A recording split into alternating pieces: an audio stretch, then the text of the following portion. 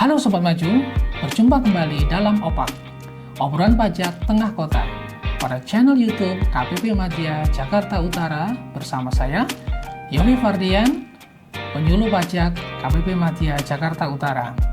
Pada episode kali ini, saya akan memberikan informasi terkait SIAP atau Sistem Inti Administrasi Perpajakan, atau bisa juga disebut dengan CITAS, yaitu Cortex Administration System.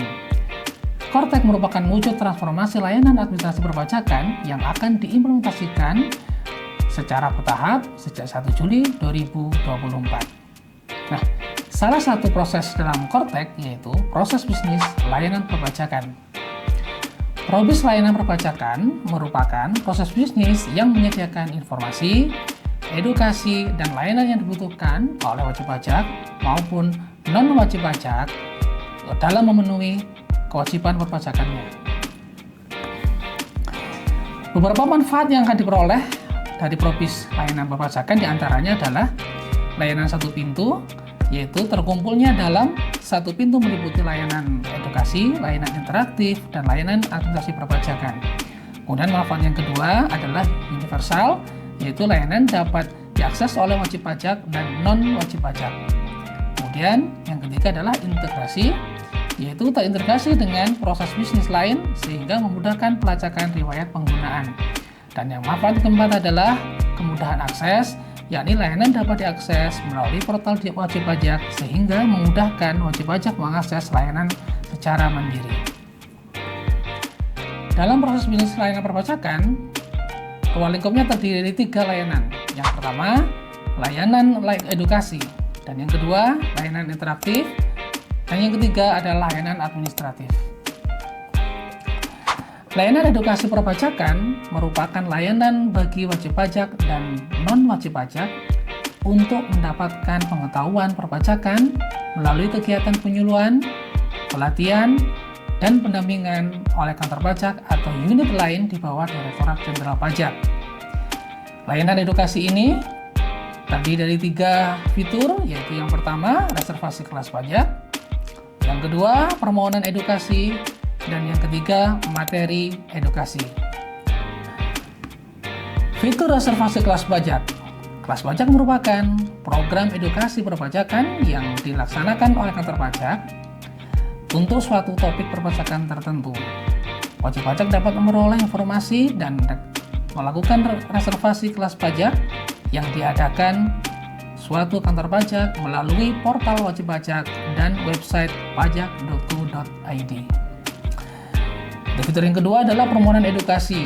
Permohonan edukasi merupakan sarana wajib pajak untuk mengajukan permintaan edukasi atas program edukasi tertentu, seperti permintaan narasumber sebagai pembicara atau moderator, kemudian pelatihan bagi pihak ketiga dan pendampingan pihak ketiga, dan uji pemeringkatan relawan pajak. Permohonan edukasi dapat diajukan oleh wajib pajak melalui beberapa kanal, ya, seperti portal wajib pajak, secara tertulis melalui pos atau ekspedisi, dan datang langsung ke kantor pajak.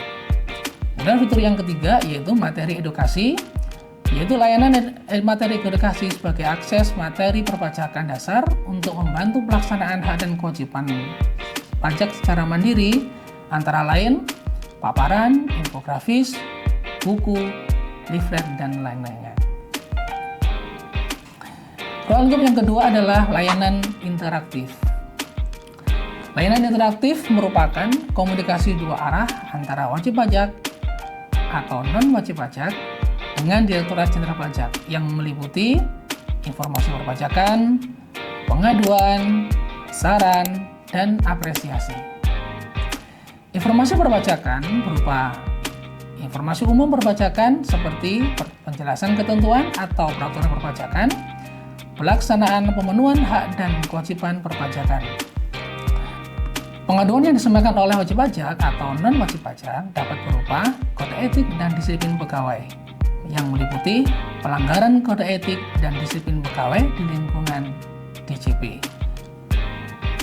Kemudian pelayanan perpajakan, yaitu pengaduan terkait dengan layanan yang diberikan oleh unit kerja di bawah DJP, serta serta pengaduan yang terkait dengan tindak pidana perpajakan, yaitu pengaduan atas dugaan tindak pidana perpajakan yang dilakukan oleh pihak-pihak yang diduga melakukan tindak pidana perpajakan.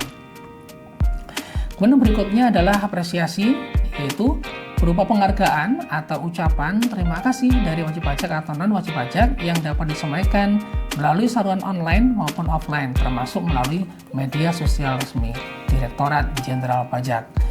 Kemudian yang terakhir adalah saran, yaitu dapat berupa saran perbaikan atas layanan yang diberikan, fasilitas yang disediakan unit di bawah DJP, dan masukan lain yang dapat disampaikan secara online maupun offline, termasuk melalui media sosial resmi Direktorat Jenderal Pajak. Layanan interaktif dapat diajukan melalui kanal kontak center, portal wajib pajak, dan website resmi Direktorat Jenderal Pajak. Dapat juga disampaikan melalui website pengaduan dan langsung ke KPP setempat. Kemudian yang ketiga adalah ruang lingkup layanan administratif. Layanan administratif yaitu layanan untuk menerima pemberitahuan, mengajukan permohonan administratif perpajakan, dan menerima laporan produk layanan administratif seperti surat keterangan PPh final UMKM, KSPP, dan permohonan SKB.